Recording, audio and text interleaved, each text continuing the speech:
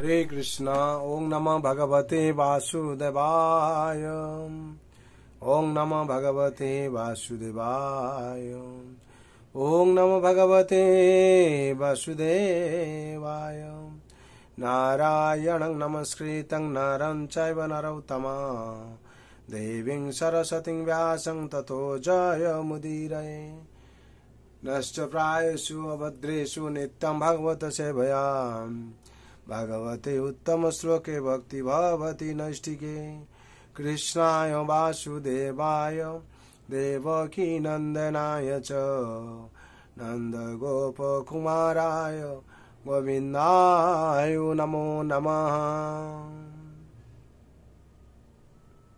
हरे कृष्ण। श्रीमद् भागवत स्कंद 10 अध्याय 2 श्लोक संख्या 15 गर्भे प्रणीते देवक्यां रोहिणीं जोगनिद्रयाम् ओहो विंशसितो गर्भम् इति पुरा विचुक्रुषो।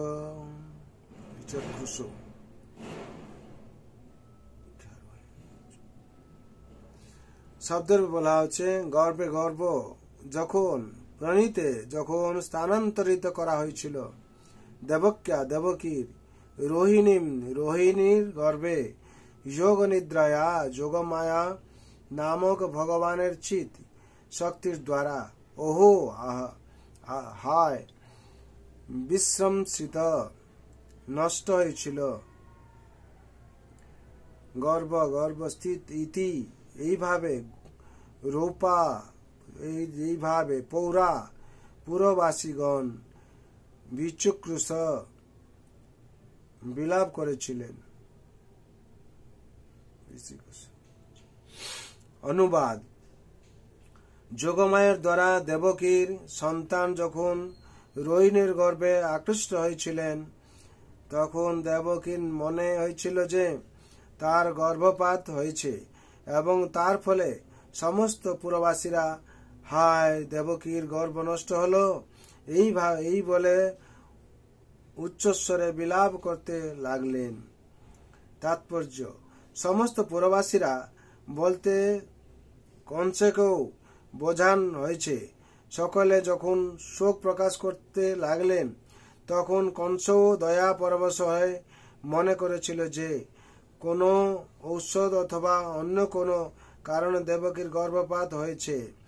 সপ্তম মাসে দেবকীর গর্ভ রোহিণীর গর্ভে কিভাবে আকর্ষণ করা হয়েছিল তা হরিবংশে এইভাবে বর্ণনা করা হয়েছে। রোহিণী যখন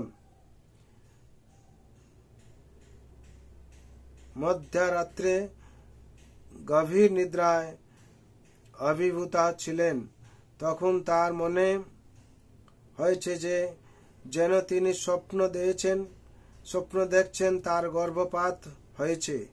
কিছুক্ষণ পরে জাগরিত হয়ে তিনি যখন দেখলেন যে সত্যই তা হয়েছে তখন তিনি অত্যন্ত ব্যথিত হয়েছিলেন। কিন্তু যোগমায়া তাকে তখন বলেছিলেন, হে শুভে, দেবকীর গর্ভ আকর্ষিত হয়ে তোমার গর্ভে স্থাপিত হলো, অতএব তোমার এই পুত্র সংকর্ষণ নামে বিখ্যাত হবেন। যোগ নিদ্রা শব্দটি তাৎপর্যপূর্ণ।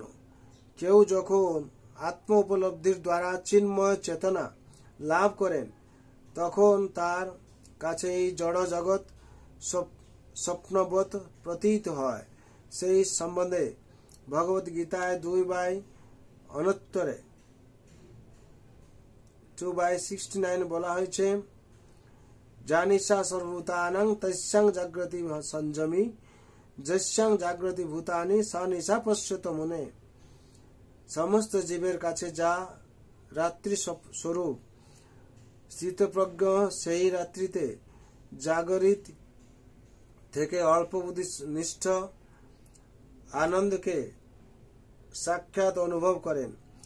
আর যখন সমস্ত জীবেরা জেগে থাকে, স্থিতপ্রজ্ঞ ব্যক্তির কাছে তা রাত্রি স্বরূপ। আত্ম উপলব্ধির স্তরকে বলা হয় যোগনিদ্রা।